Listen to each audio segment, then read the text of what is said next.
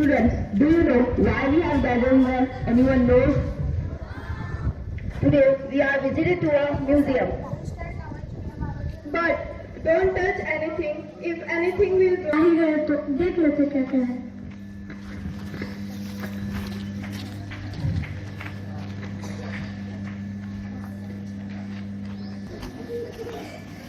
अरे ये कौन है? सफेद लेडी लगता बाहर वाली होगी।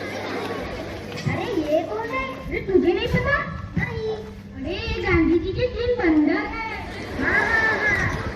अरे पंकज, पंकज क्या? टीचर तो खाना देने वाली थी, कहाँ गई? मुझे भी बड़ी भूख लगी है, मैं टीचर को ढूंढता इसका पूछ करूँ। लगता है बाहर गए होंगे। खिड़की के बाहर देखते हैं। हाँ, तू उसको चुन। ये दरवाजा खोल दे। हम अंदर हैं। अरे दरवाजा खोलो। सब तेरी वजह से हुआ है। सब तेरी वजह से हुआ। सब तेरी वजह से हुआ है। ये तो देखता मैं बाद में। अरे अब झगड़ो मत, देखते हैं हमारे बैग में कुछ स्नैक्स है वही खा लेते हैं।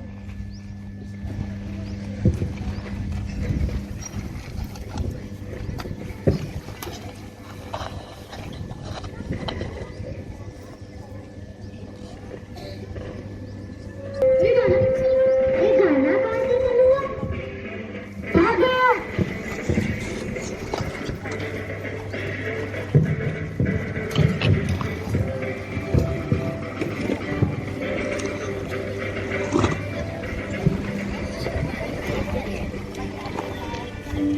अरे रुको रुको, बच्चे डर गए।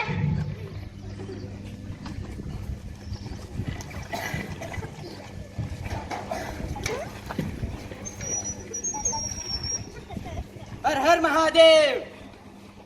खड़ी खम्मा, मेरा भेष देखकर आप तो समझ ही गए होंगे मैं कौन हूँ। महाराणा प्रताप, मेवाड़। इस मेवाड़ के लिए मैंने क्या कुछ नहीं किया। भारत को भारत बनाए रखने के लिए मैंने कई युद्ध लड़े। हम राजपूत थे, व्यापारी भी थे, और मेरा हर व्यापार अपने भारत देश के लिए किया था। उससे जो मुनाफा होता वो हम जनसेवा में लगा देते। मेरू पर्वत से भी ऊंचा मेरा भारत, ऐसा मेरा मानना था। लेकिन आज ये भारत वो भारत नहीं रहा जिसकी मैंने कल्पना की थी। मेरा पूरा योगदान व्यर्थ हो गया। टूटे पंख लिए मैं चढ़ती थी चांद तारों तक। मेरा नाम सरोजिनी नायडू। मैं अपने निश्चित ध्येय तक पहुंचने के लिए हमेशा आगे बढ़ती रही। जब 1925 में गांधी जी के साथ मंच पर थी, तब मैंने अपने देश, समाज, औद्योगिक और भौतिक विकास के लिए आवाज उठाई। आज भारत की जनता उसकी स्वाधीनता के लिए आह्वान भी किया था। To college an architect of Indian atomic science विकसित करना था। मुझे लगता था कि मेरे जाने के बाद मेरे जैसे कई वैज्ञानिक मेरे जैसा नाम कमाएंगे और भारत देश को ऊंचाई पर पहुंचाएंगे, पर अफसोस मेरे सपने को कोई। मैंने हमेशा 5 नियमों का पालन किया। पहला, कभी झूठ ना बोलना। दूसरा, कभी चोरी ना करना। तीसरा, व्यभिचार ना करना। चौथा, अधिक ममत्व ना रखना। पांचवा, प्रार्थना करना ना भूलना। मैं कस्तूरबा गांधी, मोहनदास करमचंद गांधी जी की पत्नी। मैं ज्यादा पढ़ी लिखी तो नहीं थी, लेकिन मुझे यह पता था कि देश के लिए लड़ने वाले गांधी जी के साथ मुझे पूरी तरह खड़ा रहना था, और आखिर तक मैंने वो किया। फिर वो स्वच्छता के मामले हो, स्वतंत्रता संग्राम या सत्याग्रह, मैंने पूर्ण किया। मैंने हमेशा भारत देश को अपना परिवार और भारत के हर नागरिक को अपने परिवार का सदस्य माना। दान धर्म से चलने वाली मैं कस्तूरबा आज भारत को देख रही हूँ तो लग रहा है, स्वच्छता को देखती हूँ तो बहुत शर्मनाक महसूस करती हूँ। मला ओळखलात का? मी शिरीष कुमार. मी 8वी शिकत होतो जेव्हा मला गोळी मारली गेली. माझा जन्म खानदेशातील नंदुरबार या जिल्ह्यात झाला. मी शाळेत असतानाच गांधीजींच्या हर सरकार सभेत भाग घेत होतो. मी तुरुंगाची शिक्षा भोगलो. माझ्या घरात देशभक्त व्यक्तींचे उठणे बसणे असायचे. न कळत माझ्या मनात देशासाठी काहीतरी करावे ही भावना जागृत झाली. मी स्वतः सूत कातू लागलो, खादी वापरली. काँग्रेसच्या घोषणांची विचारांची पत्रके गावात गुपचूपपणे चिटकून यायचो. गांधीजींचे चले जाव ही घोषणा ऐकून मी कसं स्वस्त बसणार. मी आणि माझ्या मित्रमंडळींना गोळा करून मी झेंडा घेऊन निघालो. 1 सप्टेंबरचा दिवस. घरात आजोबांची श्राद्धाची तयारी चालू होती, परंतु मी मिरवणुकीमध्ये झेंडा घेऊन वंदे मातरम गीताचे गायन करत कमानी दरवाजावर पोहोचलो. पण पोलिसांनी मला अडवले. झेंडा दे नाहीतर गोळी घालू. मी पण ना घाबरता म्हणालो, खुशाल गोळी घाला पण झेंडा मिळणार नाही. हे ऐकून पोलीस चौतळला. पोलिसने गोळी झाडली. गोळीने माझा छातीचा वेध घेतला आणि मी 8वी शिकणारा मुलगा या भारत मातेच्या कुशीत विश्रांती घेतली. पण आजच्या मुलांना बघून मला लाज वाटती की ह्या मुलांना जरा काही झालं की आई वडिलांना सोडून राहू शकत नाही. आम्ही दिवस रात्रपासून वृत्तपत्रिका तिकडे घ्यायचो, पण ही मुलं साधा घरच्या बस विसरू शकत नाही. ते काय रडले असते तेव्हा. अजूनही वेळ गेली नाही, जागे व्हा. इतिहास के पन्नों में मेरा नाम तो जैसे कहीं खो सा गया है। किसी दिन मुझे भारतीय संस्कृति के श्रेष्ठ पूजनीय का अदा दिया गया था। पूरी दुनिया मुझे हस्तशिल्प के विषय में जानती थी। सन 1932 में मेरी मुलाकात गांधी जी और रविन्द्रनाथ टैगोर से शांति निकेतन में हुई। उन दोनों के व्यक्तिमत्व को देखकर प्रभावित हुई। गांधी जी ने मुझे शिल्पकार के नाम से संबोधित किया। मेरे जीवन में तो सब कुछ अच्छा चल रहा था, परंतु मैं देश के लिए कुछ करना चाहती थी। इसीलिए मैं गांधी जी के हर अधिवेशन में झाड़ू और बाल्टी लेकर स्वयंसेवक बनकर चल रही थी। मैं हर शिविर के बाहर रक्षा की ड्यूटी करती थी। क्या तुम्हें पता है कि मैं कौन हूँ? तुम्हें कैसे पता होगा? हम सब तो तुम्हें मोटू पर तो लिख रहे हैं। मेरा नाम लाला लाजपत राय है और ये मेरे मित्र बाल गंगाधर तिलक और बिपिन चंद्र पाल हैं। हमें लाल बाल पाल के नाम से भी जाना जाता था। मुझे पंजाब की सिर भी कहा जाता है। भले ही मेरा जन्म पंजाब में हुआ था, मगर मैं अपने देश के लिए राष्ट्रवादी, शिक्षा शास्त्री, विचारवादी, स्वतंत्र लेखक, भारतीय प्राचीन संस्कृति का पुनरुत्थान करने वाला योद्धा था। भारत देश के प्रति संवेदनशीलता, स्वतंत्र पूर्ण विचार करने की आदत मुझे श्री छत्रपति शिवाजी महाराज के जीवन से मिली। महाराज ने आरक्षण का विरोध किया, समाजात जागरूकता आणण्यासाठी काढला व ओरियंट नावाचे पुस्तक समाजात जागरूकता आणण्यासाठी काढला. अंधश्रद्धा संपवण्याचे प्रयत्न केले. पॉलिटिक्सचा अभ्यास केला. बालविवाहासारखे बालिश परंपरा संपवण्याचे प्रयत्न केले. जेव्हा मी मुंबईच्या तटावरून मंडाला तुरुंगात शिक्षा भोगण्यासाठी रवाना होत होतो, तेव्हा मला वाटले नव्हते की जे मी माझ्या भारतासाठी केले ते आता फक्त फॅशन म्हणून राहील. जे गणेशोत्सव मी लोकांना एकजूट आणण्यासाठी काढले ते फक्त आता फॅशन, मजा, मस्ती. प्रत्येक गल्लीबोळात मोठे ते मोठे, लहान ते लहान गणपती बसवतात. काय झाले माझ्या लोकांना?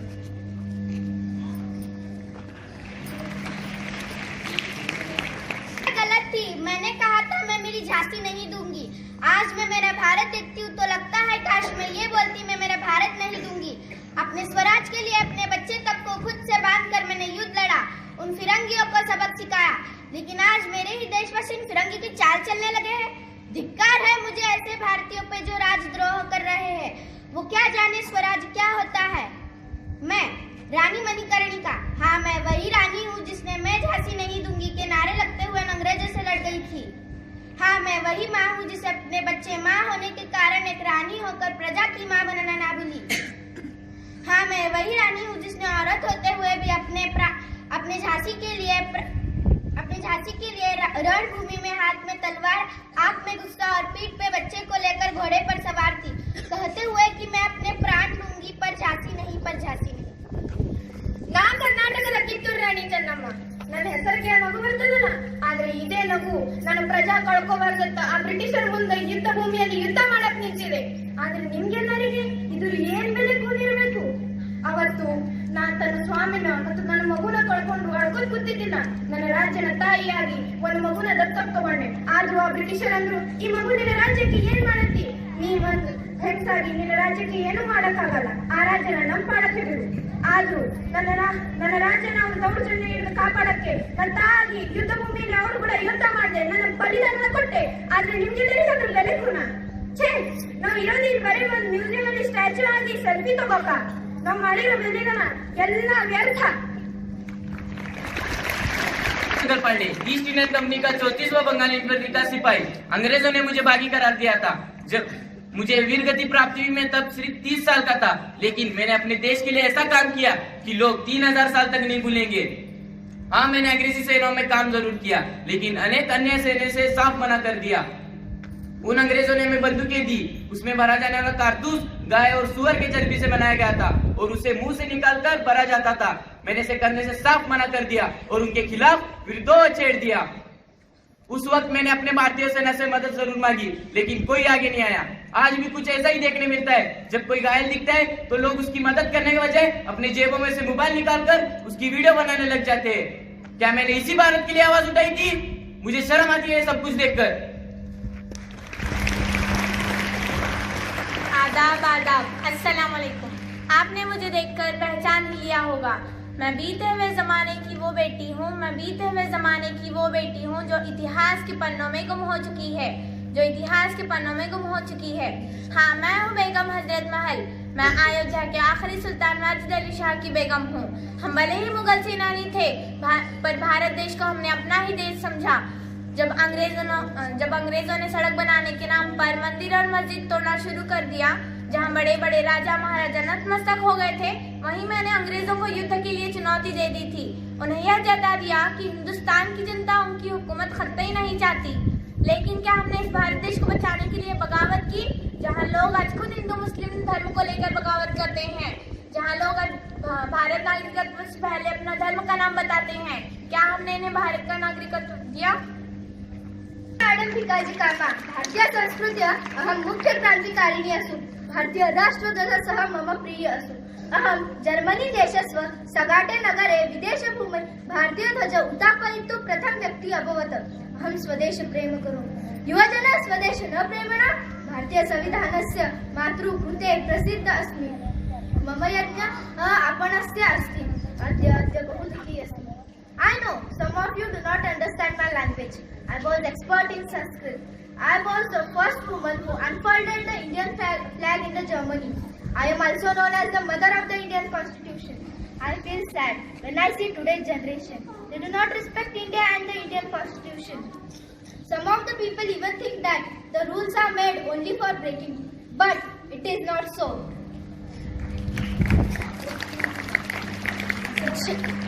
जय हिंद सर, मैं हूँ कैप्टन लक्ष्मी स्वामीनाथन सहगल, आजाद हिंद फौज की कमांडर। नेताजी सुभाष चंद्र बोस के नेतृत्व में मैंने रानी लक्ष्मीबाई रेजिमेंट की स्थापना की, जिसमें महिला सैनिकों को युद्ध के लिए तैयार किया, उन्हें नए नए तकनीक सिखाए। अंग्रेजों के दांत खट्टे करने के लिए मैंने महिलाओं को प्रोत्साहन दिया।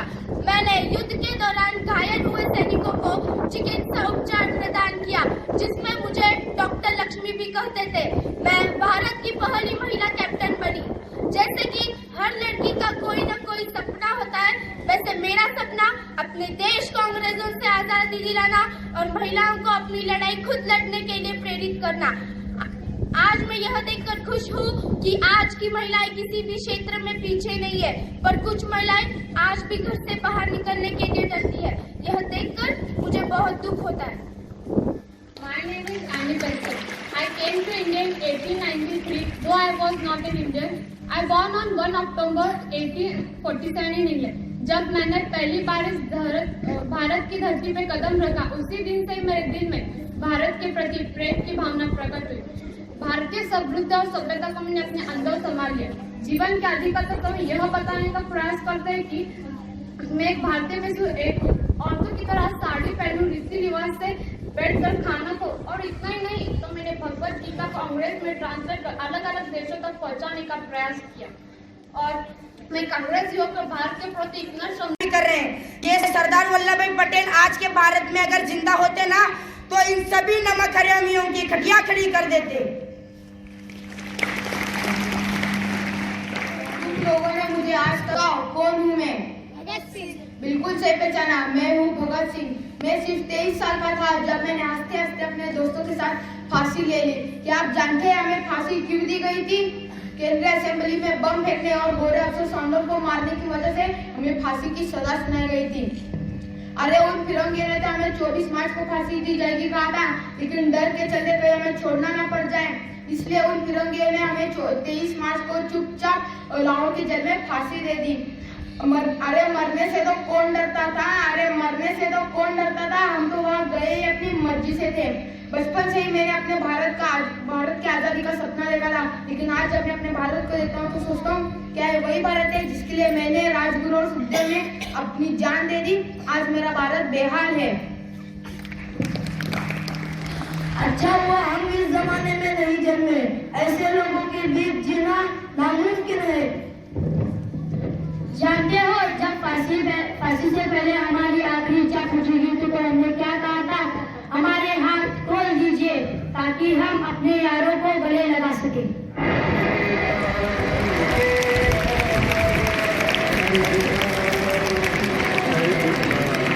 इनकलाब जिंदाबाद!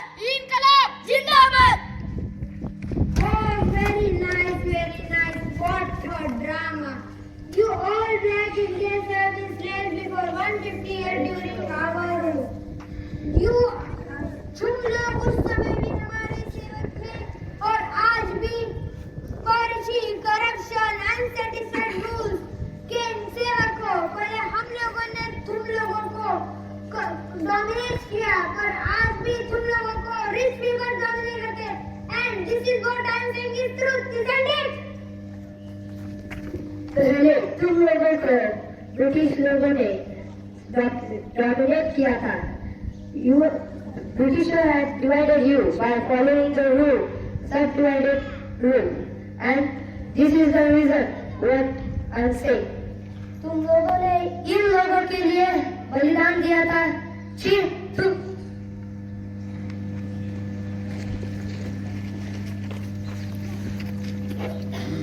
खबरदार हमारे देश के बारे में अगर कुछ कहा तो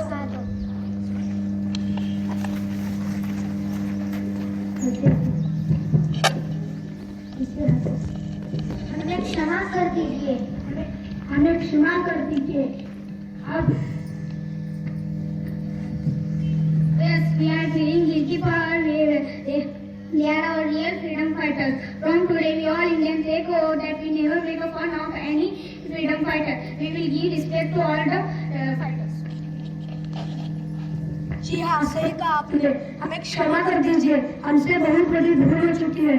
जो सही मायने में हमारे देश के योद्धा थे, हमने उन्हीं का मजाक उड़ाया है। आज से भारत का हर एक नागरिक एक अच्छा नागरिक बनने का प्रयास करेगा और हमारा भारत आगे था, आगे है और आगे रहेगा। जय हिंद, जय भारत।